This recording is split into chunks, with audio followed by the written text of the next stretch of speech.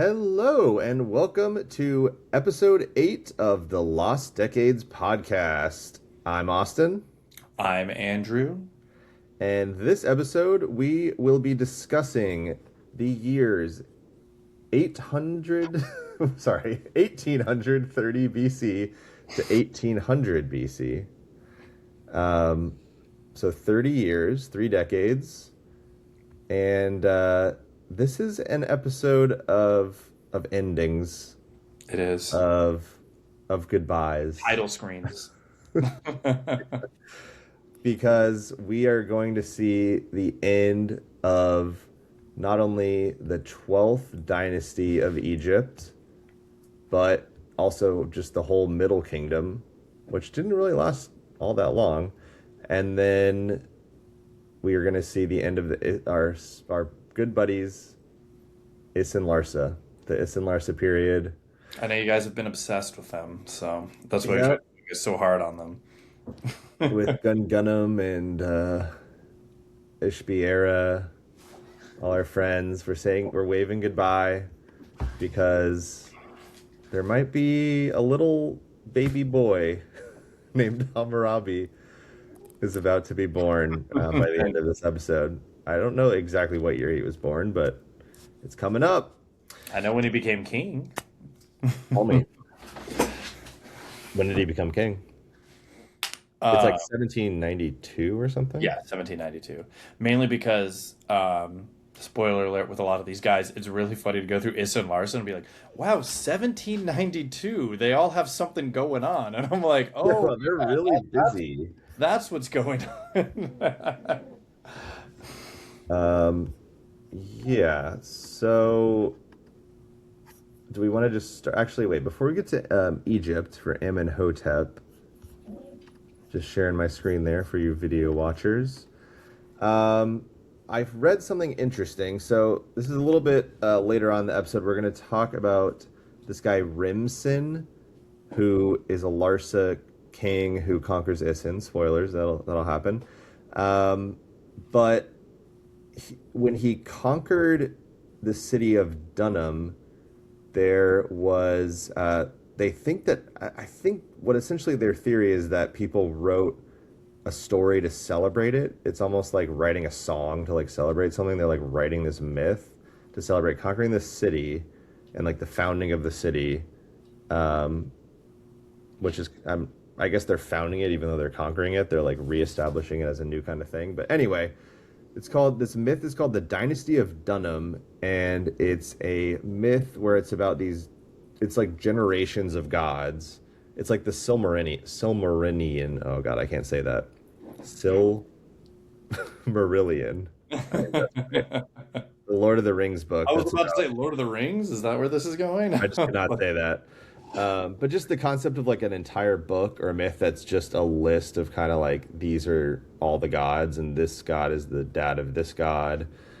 And so in this story, it's they keep killing their parents and like sleeping with their mothers and sisters, classic god stuff. As one does. And eventually they get to the last generation who has more acceptable behavior. And I guess it ends with Enlil and his two twin sons, Nusku and Ninurta, who share rule amicably, which actually kind of relates with how they sort of do the co-ruling thing, but that's more in Egypt. But Yeah. um, there's only one copy of the myth that was excavated from the site of the ancient city of Sippar by Hormuzd Rassam in the 19th century. So it also inspired the Theogony, which is written by Hesiod, but it's like a famous Greek myth that's just the story literally of like how Cronus, or like Zeus overthrows Cronus and that whole thing, is essentially just this myth, Hmm. which might have been literally written right at this time. That's pretty cool. That's probably where So the Greeks got it from. I mean, we found that's out what a it lot about Herodotus says. traveling this region a lot. So, And there's other stories from other regions that are even older than the Greek one. That's like kind of in between this one and that. So yeah, it's kind of like a clear line. And also, just last thing about that is, in this myth, it's just like weird. Like some of the gods are literally called like plow, and like plow marries earth. So it's very like literal, just like, and it seems to essentially be like a myth about like farming getting started and the circle of life and all that stuff. Last thing is connected with that. I don't know if I mentioned, but the Epic of Gilgamesh was, I mean, they don't really know when it was written, but it's between 2100 and 1200 BC, which is a huge range, but it's sometime within this period, and it's written in Akkadian. Um, oh, sorry, it was first in Sumerian, then Akkadian later on, but that was a big myth as well. But we're not in Mesopotamia yet. We are starting in Egypt. We had discussed Amenhotep the Third, or his friends Yeah. like to call him Trey. Um, but how? Tell me about like the end of his reign. What's going on there? Honestly, the end is not great, and that makes it sound worse than it is, I guess. But from the end, it seems like we're reaching the end of a golden age, and there's kind of a famine approaching. At least that's what people seem to think is happening, and that the massive influx of immigrants, which are very helpful for the Hmm. growth and stuff like that, has led though to more instability because the Egyptians aren't really, I don't know how to say, other in control of the region because it's grown so much. There's so Hmm. many people moving to these areas because Egypt is in a golden age. There's so much stability. It's where everyone wants to be. I mean, it's obvious from even talking about Mesopotamia. Everything's Hmm. going crazy over there, so people are fleeing and going to Egypt where things are calmer. And it's worked out great for him. It's just that when his son takes over, um, his son has a nice, peaceful co-regency. So his son And is Amenemhat the Fourth, right? Eminem the fourth. And funny enough, it's a prelude to disaster because everything's going very peacefully. He thinks everything's going very good. And I Hmm. guess the disaster, funny enough, is more dynastic than anything because he's out there. It was kind of weird. It's just when I did my research, weirdly, like the most things they talk about with this guy is that he's out getting turquoise. Like he really Right. likes They turquoise. love turquoise. It's a good color. It's one of It my is. favorite It just colors. blew my mind that they were like, like half the pages were like turquoise. I was like, okay, that's fair.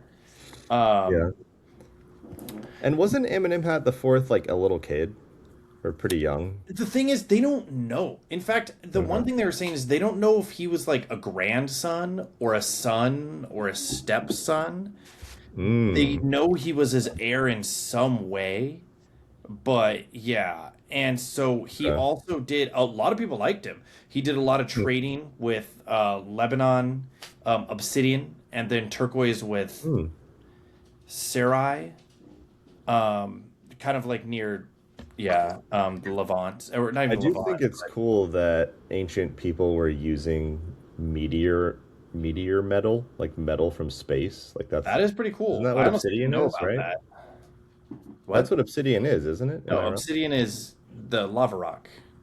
Oh, never mind. It's lava rock. I don't know. I guess just in general, I know they did get metal from meteors that would have like iron in them or I have something. heard that. I don't know I much was getting about that it, mixed. I was but thinking about, sorry, I totally mixed that up. But the thing about obsidian is that you could just find it in ancient times, but it's like extremely sharp yeah. and And what's funny is we brittle. know, even though it was all over the world, well, not all over the world, but several regions had it. We mostly think of it from the Americas because the obsidian arrowheads used by the Native Americans, even though they Right. were used in other places. It's just that, Hmm. yeah. I mean, it's basically glass. Like, it's not glass, to be fair, but in terms of its properties, Similar, like like it's how brittle they but use sharp. it, how brittle it is, how they can shape Hmm. it and stuff is very, very similar to glass. And it's incredibly Yeah. sharp. Um, but Amenemhat the fourth had a pretty stable reign. It just was very short, and essentially, yeah, he was either very young, or I mean, there's no record that he was assassinated or sick or anything. But he did not Hmm. reign long.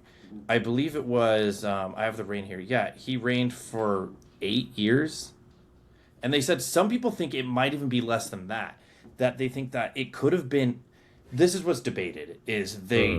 most people assume around a 2 to 3 year co-regency, but some people think that maybe the full 8 years, because previous ones had long co-regencies, could have been a full 8 year co-regency, and he just passed around the same time of his dad.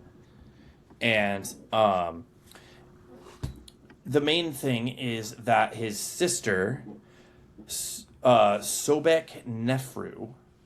It's Hmm. funny because we're so used to the Amenemhat and Senusret Yeah, we that got finally a new Sobek name. Nefru is just very feels very different. A- Um, And she's not the first female pharaoh, right? But she's she one of the is first. She is no, the no, first. she's the. This is where it's more.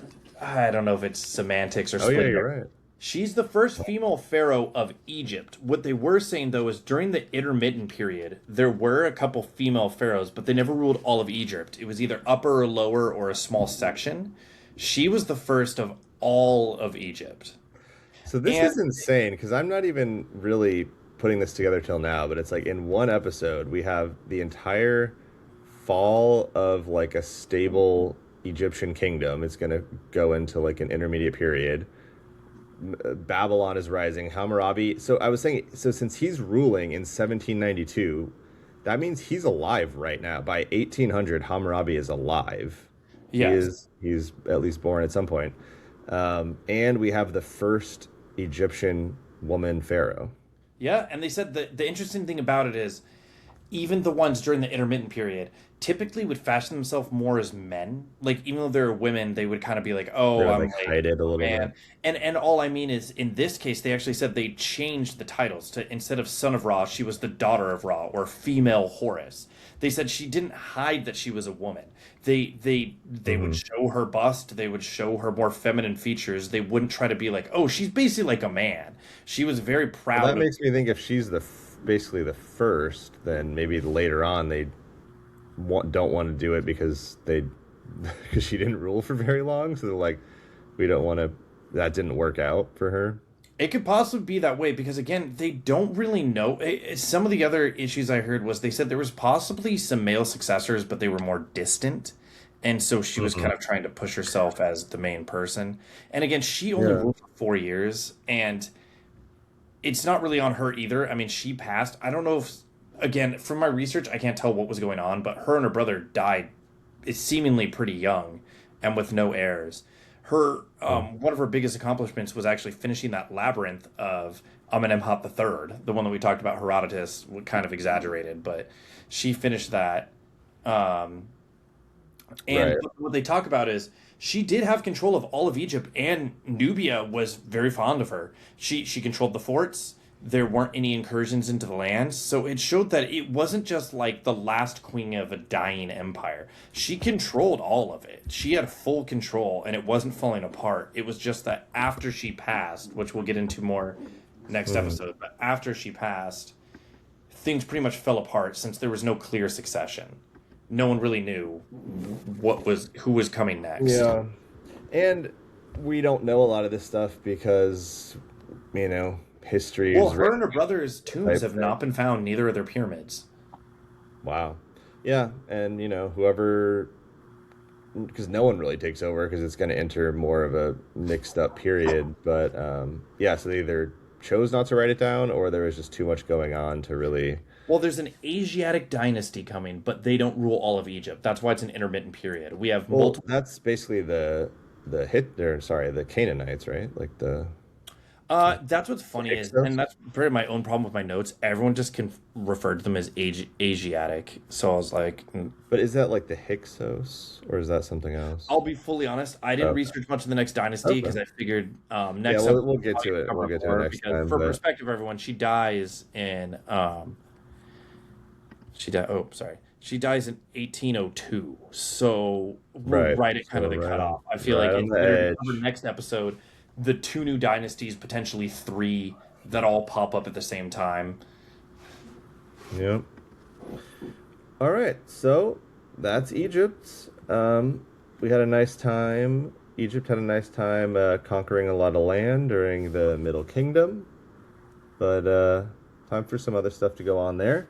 So we're gonna hop on over to the land between the rivers, and we're gonna start as always, with Isin, perhaps for the last time. I mean, I guess we will talk It about actually Isin. is for the last time. Well, I'm just thinking maybe next episode we'll talk about the city of Isin, Oh, like that's fair. That's fair. How about this? vaguely. This is the But last time for the dynasty of Isin. right, right, right. So I would say, in summary, Isin is definitely declining, and it had been the first big one after Ur-3 fell, Which is kind and of like the Neo-Sumerian Empire is what a lot of people see mhm, that as. This is kind of this time period is characterized by the rise of the Amorites. Like they are everywhere. Babylon's Amorites, Larsa's Amorites, Mari is mhm, Amorites. yeah. So first off in Isin, we've got Ur-Dakuga. Let me switch Ertuga. this picture. I found that one of the inscriptions described him as the shepherd who brings everything for Nippur, and the supreme Ooh. farmer for the gods An and Enlil. And I was like, wow, Honestly, I feel more relaxed hearing that. Like, I'm like, yeah, he knows what he's doing. I trust him. Even though the entire Trust this empire man. is completely collapsing, I feel like I trust him. I just feel like for some reason I trust him. I don't know why. His full 4 year reign. Yeah. So basically, though, during his time, his authority was restricted to only Isin and some just kind of neighboring areas, and a little bit of Nippur, like we talked about, Nippur being passed back and Mhm. forth. Can't forget it. Um, That's basically all I saw too. and He, even he I, really I had did a barely ton any of power. research. He So I basically have a just had lot of stuff Isin. about him, but it just was that at this point, the last thing I have was Isin lost most of its major trade routes, and southern territories of Larsa were rerouting water canals to bypass Isin's lands. So they're running out of water, and also the big thing about the time is these water canals were also used for trade for the ships moving up and down. So by rerouting it too, they're cutting them off from trade, not just water. So Right. they're Point. struggling, and he only ruled for 4 years. And then after him, we've got Swin Magir. Swin Magir. That is, I'm 100% confident that is how it's pronounced. I mean, Swin a couple of Magir. my friends named their kids after him. Um, but yeah, he. Wow, I'm realizing too how much because going through all these guys, I was like, I usually can pull a lot of stuff, but these last few kings of Isin do not have a lot going on for them. They're nobodies. Yeah. Um, he controlled Nippur, but then lost it to Wardad Sin, I believe, permanently. Yeah. And The Larsa guy. I did think it was funny that he had some sort of dedication to the goddess Actuputium. I had Hmm. probably butchered that. But what I thought No. was funny was they said the reason he did that was because it was a favor for his beloved travel escort, a priestess, who also bore his first son. I mean, everyone goes to church for their favorite escort, but Well, yeah. yeah, that's what's funny is in Mesopotamia, I feel like there wasn't really like this separation between priestess and like sex. Like I feel Mhm. like being a priestess was kind of sexy. I don't know if that's like a Oh no, weird true. American It was version even of it, part of it. but We like talked about with one of the previous rulers that like the king had to have sex with the priestess in front of everyone to like celebrate some sort of thing, like right. recreate God creating humans or something like that. I can't remember the exact details, but And there seems to be a really strong connection between like women and the religion. Like you don't really hear there are priests though, but they feel more like bureaucrats. And then the mhm. priestesses are kind of like oracles, it Yeah, feels and the like. priestesses are more seem to be in charge because it seems like when someone Right. takes over, they put their daughter or their sister as the head priestess. Yeah. I mean, that's such a fascinating, like almost subtopic that we could have like whole episodes about is just like how religion is involved with all this stuff and like just how we talk about the rulers, but whoever's the head priest of the temple also must have had like so much power. I mean, it's where the kings came from. They said original Yeah. Sumer. They were just the priests and the bureaucrats and the main people. And the priest, the head priest, would kind of start operating more or less as a king. He was in charge of the religion, he was in charge of who brings what, and he got to live at the temple. And that Mm-hmm. kind of transitioned into more of a king role as they were trying to separate between bureaucratic and spiritual, trying to keep them separate, kind of led to more of the kings. A lot of the original Sumerian kings were priests first. Mm-hmm. I mean, that's all they talk about in their name years is that they donated to a temple, that they fought a battle for this god, they captured a city because the city's in honor of this god. I mean, yeah, that's why I left out. I'll be honest. A lot of these guys built temples and other things, but I Yeah, I don't started think we leaving need them out to know because about every temple that got built every for every guy. person builds like a million statues for each temple, and I was like, I don't think Yeah, everyone I think that needs to what know we're about each one.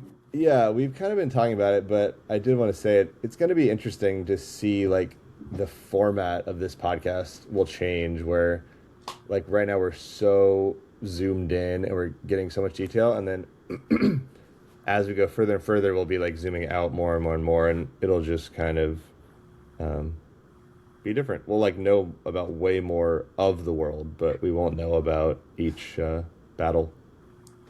So enjoy it while it lasts, folks. Yeah. So then after Swin McGear, Old Swanee, we had this is the easiest to pronounce of all. Oh, of course. Damik Alishu. Damik Elishu. So, how the mighty have fallen, because first, this is the last king of the Isin dynasty of an Right. independent Isin. And also at this time period, they're more or less a buffer state between Babylon and Larsa. They're kind of just like, oh, we're kind of just keeping Babylon and Larsa apart, and not out of the goodness of their hearts, more Right. just out of location's sake. Right. But surprisingly, for being the last king, especially since we just talked about Egypt and their kings, he ruled for 23 years. Wow. So Good that for is him. surprising. Um, he struggled to survive against Rimsin. Rimsin, yeah, of Larsa. He was basically just trying to hold on, which didn't work. But before we get to that, um, oh, apparently he did regain Nippur for a very short time, they said, and then lost it Classic. permanently. He was one of his important things. He did the Grand Alliance with Uruk and Babylon, funny enough, Hmm. and Okay. That's Rap good. Rapiquim to stop Rimsim's expansion, but the coalition was defeated by Larsa.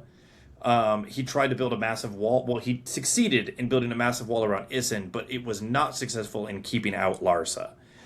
It only there was Hmm. like a 6 month siege and they lost.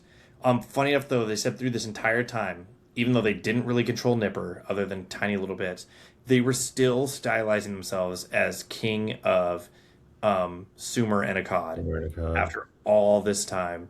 Hmm. He relieved everyone's debts, which we talked about as common at the time, but in my opinion is very admirable considering your Hmm. collapsing kingdom. But I'm glad he did it. I Um, mean, maybe you do it because it's collapsing. It's like sort of a last resort type yeah. situation. And then it ends with him, Rimsim, capturing the city, 6 month siege, and then he captures the city. We So I don't was really gonna. know what happened to Mhm.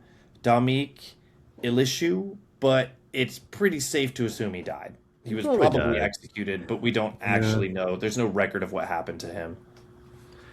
I was gonna say, I think, I think I had mentioned this before, but like we could have like a main character of each episode, and I feel like this episode, it's either Rimsin or what's his name, Shamshi Adad. I feel like we should just talk about Shamshi Adad next episode, to be fair. Okay, so then that means Rimsin can be this episode's main character. Yeah. Because he has a little bit of time in here, but his main presence and his main effect is more next time. Shamshi Adad's is Yes. okay. So yeah, Oh, no, and Rim. Well, so we're not really on Rimsin yet, we can but start with it. We can start with his brother, but we did kind of go over it because the main thing about them, because now we've moved on to let's Larsa. move on to Larsa. Yeah, so Um, it's at its peak basically right now. yeah, and again, both of these guys, Warad Sin and Rimsin, their father is the one who's really kind of in control of this. Now, Yeah. technically, by the time Rimsin is taking over, his father is basically on their deathbed and What dies. was his father's name again? I need to check my previous notes. Because yeah, his name does come up a lot. He was a big. We did mention him last week. Oh, and here's a picture of Warid Sin.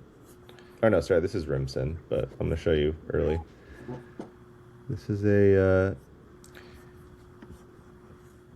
He is Kudur Mabuk. okay. I'm glad I asked. That was really important. Sorry. So tell me Right. It's about just, it's a very common name in this tell time me period. tell me about his son Warid Sin. Here, But he I'm. was the power behind the throne. The name you just said. Yeah, no, definitely. Um, so going back to, yeah, sorry, I'm switching back my notes. Um, Warrenton, we talked about him last time. Um, they call him the Boy King. Yeah, he was stolen on the Mm. throne by his father. Um, he built massive walls around Ur and fortified it to protect it because, again, Ur, even though it's not the spiritual center, it's sort of the cultural center because that is where Sumer and Akkad and the Earthry dynasty were kind of ruling from. So it was seen Hmm. sort of as the cultural significance of your ruling Sumer. Um, he also expanded fortifications around Larsa because he saw the threat of a growing Babylon. But again, at this time, we know it's coming for Babylon, but at this time, Larsa is definitely much more powerful. They see Babylon as sort of just a Yeah. tiny thorn in their side, not really something to worry about that much. Um, but because of this too, he was able to consolidate a lot of economic growth and administrative growth in Larsa as Isin is becoming a fragment of itself and just not having much power. Wow. This was seen more as a stabilization period for Larsa. And again, Hmm. kind of like we talked about it, his brother taking over is the more significant one. Um, Waridsin kind of just stabilized the region, took over, got their dynasty kind of in charge, got administrative and economic things in place to allow Rimsin to just kind of do his thing. Like you said, be the main character of this episode. So why am I saying he's the main character of the episode? I Well, guess. there's two big things. Mm-hmm. One is obviously he expands Larsa to the furthest extent they've ever been. They pretty much control Right. all of Sumer and Akkad. They stop only just short right where Babylon is, but they control everything. And then he ruled. Okay, and this I double checked this because I was still surprised. He ruled for 60 years, Hell yeah. which is crazy. 1882 to 1763. That is just insane to me in this time period. And you got to think that's when he's ruling, not just his life. He Yeah. ruled for that long. Like, I know. How are you ruling for that long when there's this much battling going on and and I mean, and he was winning war after war. He beat that combination of Isin and Babylon and some of the other minor powers at the time. He conquered Uruk.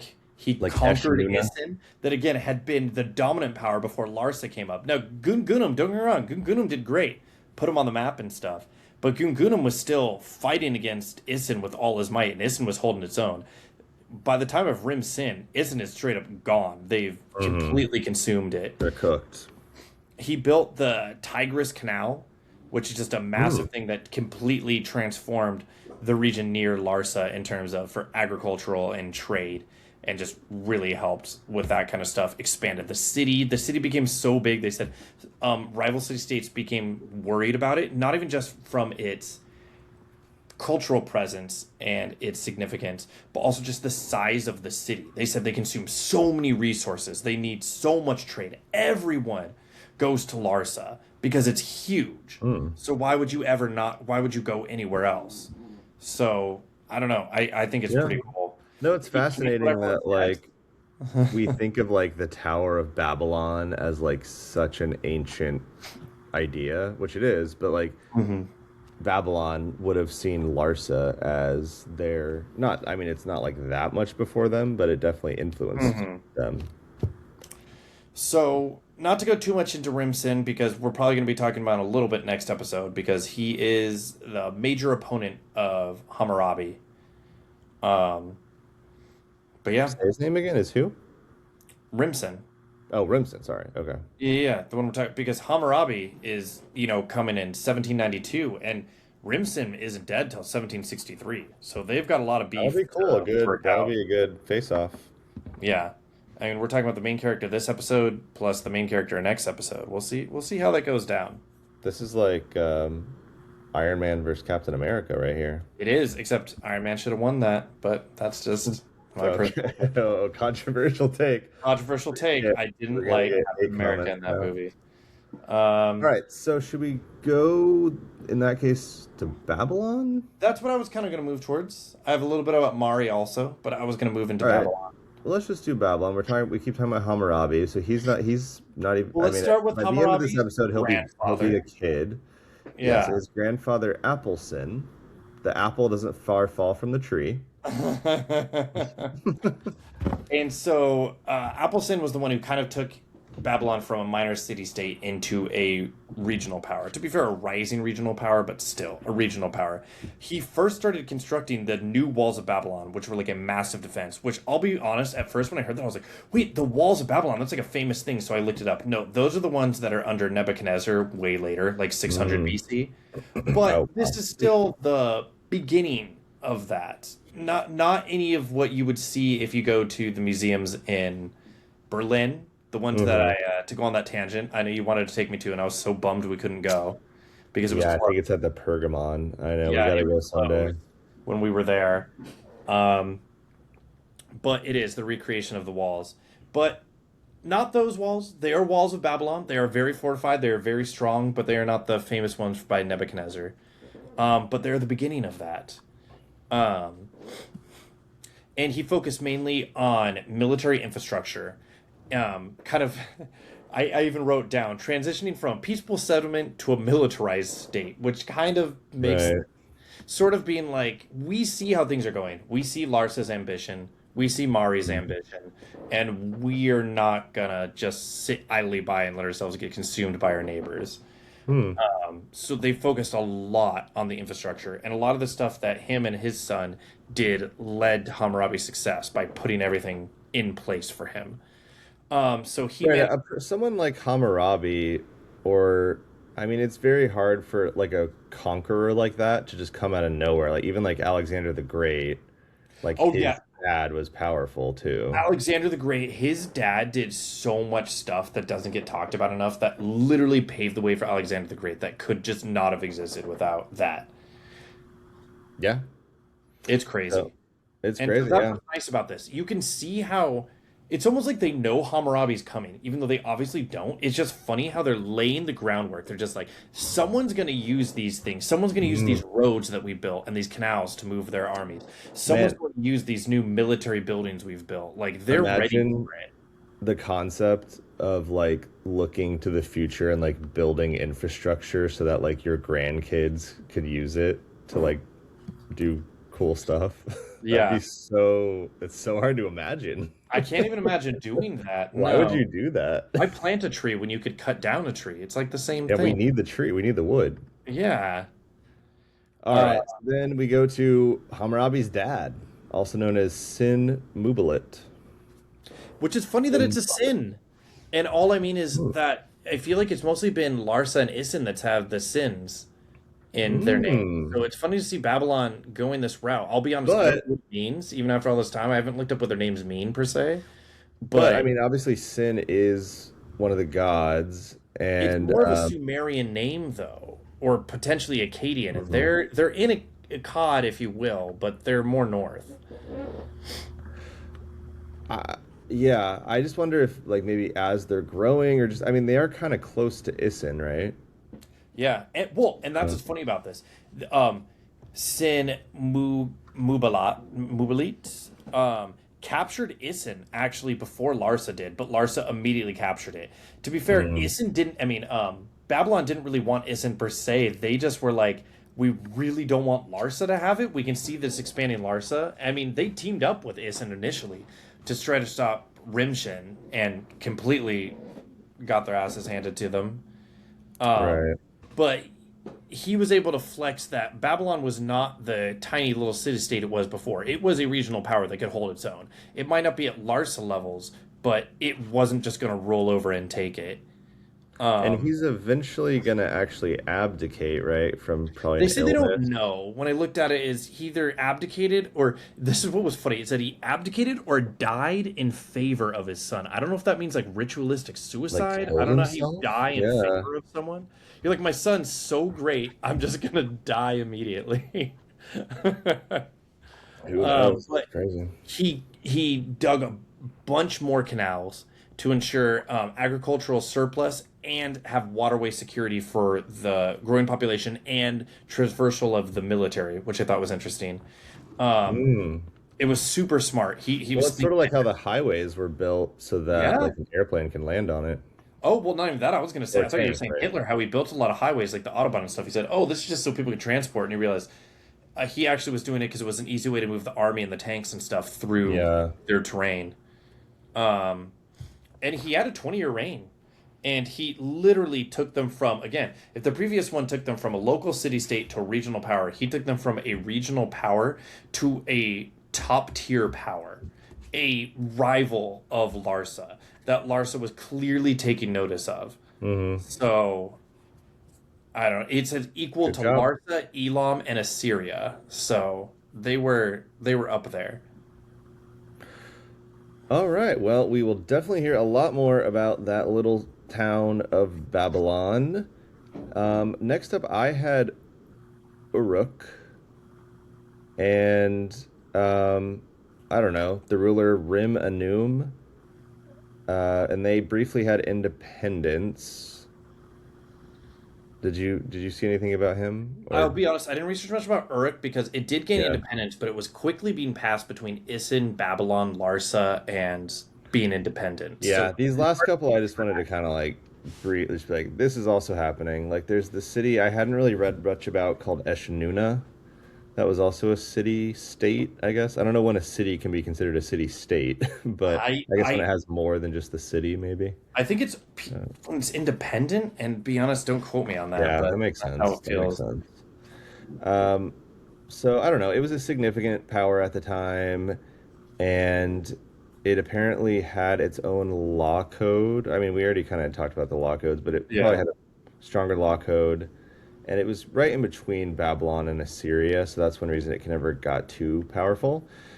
Um, and there, yeah. So then I'll just go to Assyria, and they're up there in the north, and they're going to be, like we said, a topic for the next episode as well. So I don't know. Next episode we'll have to talk, but it might only be like 1 or 2 decades. I don't know.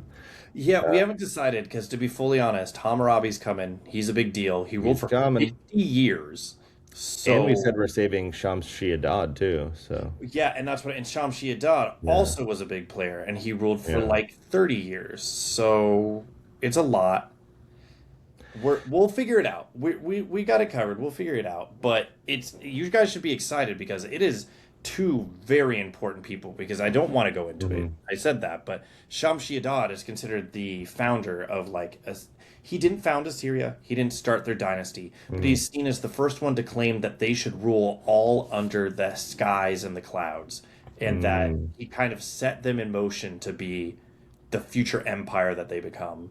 He's kind of like the Hammurabi of King of Assyria. the universe. Oh, I wrote it down here. There we go. King of the universe. That's pretty big claim. The only one I can think of who made the same claim was literally Genghis Khan. True. So just saying, before Shamshi-Adad, technically there was Orisham the second, and he had a short reign because Shamshi-Adad seized his power from him.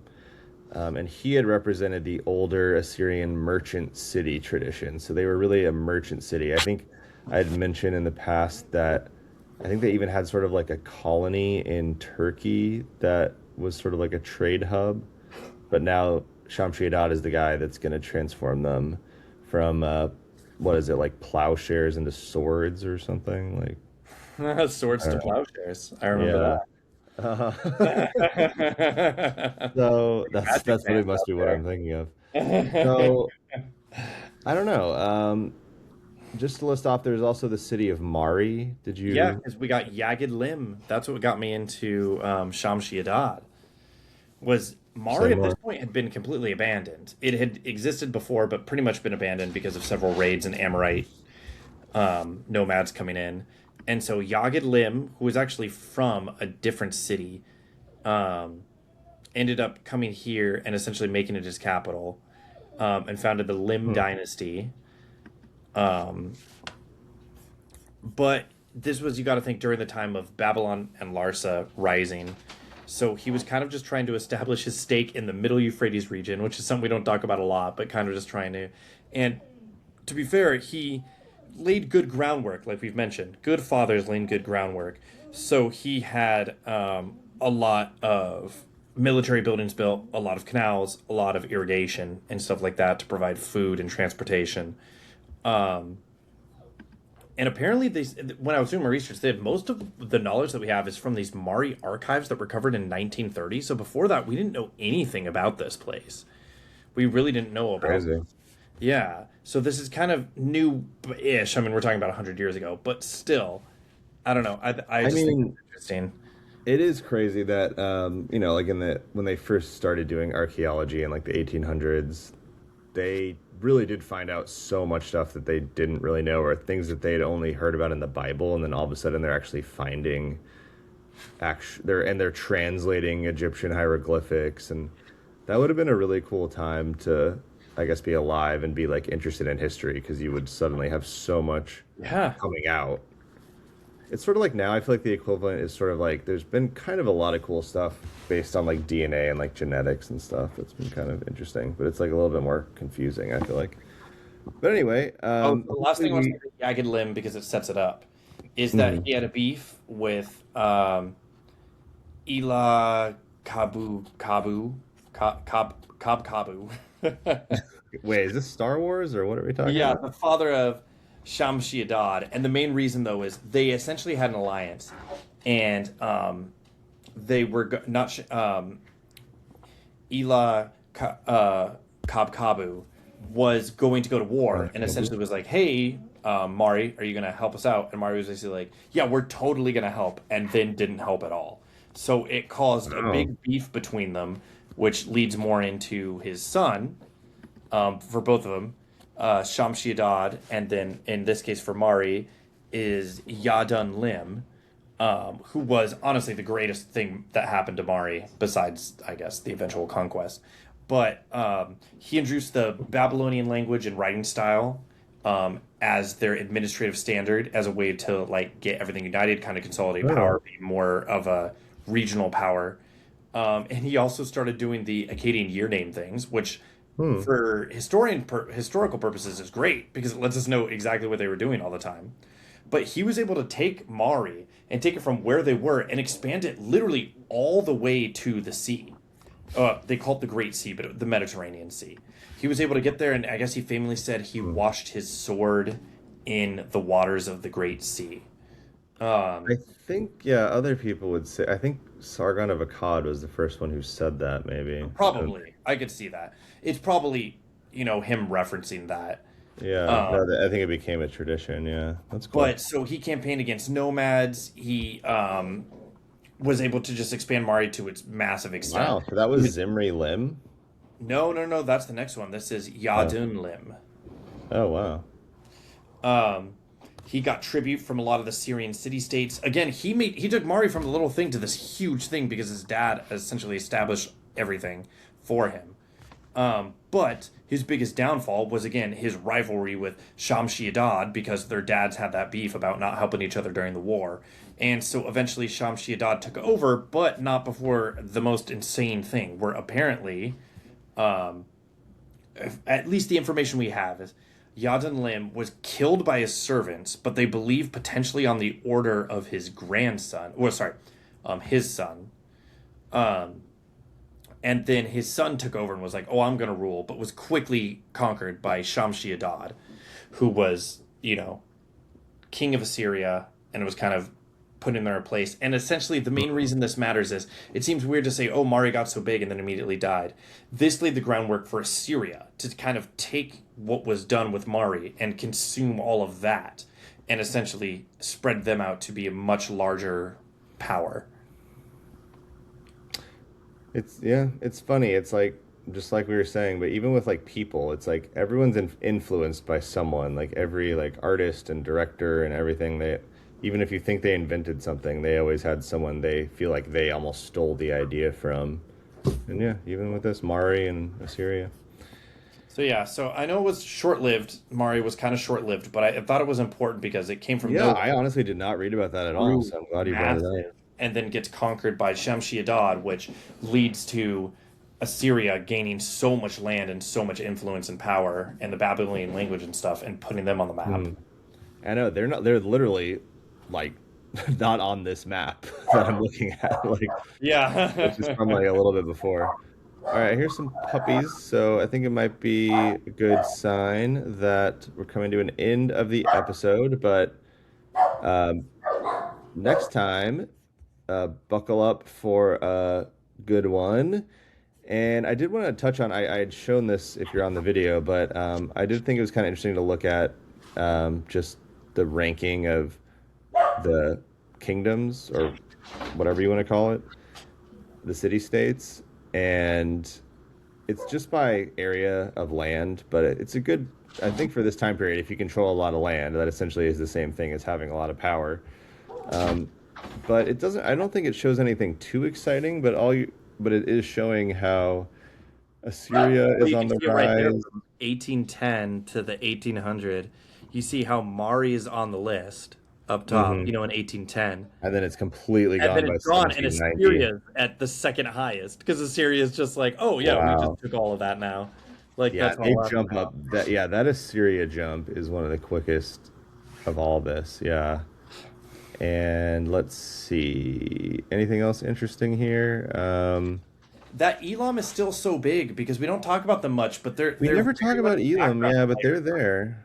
And they don't. From the research I've done, they didn't write a lot down.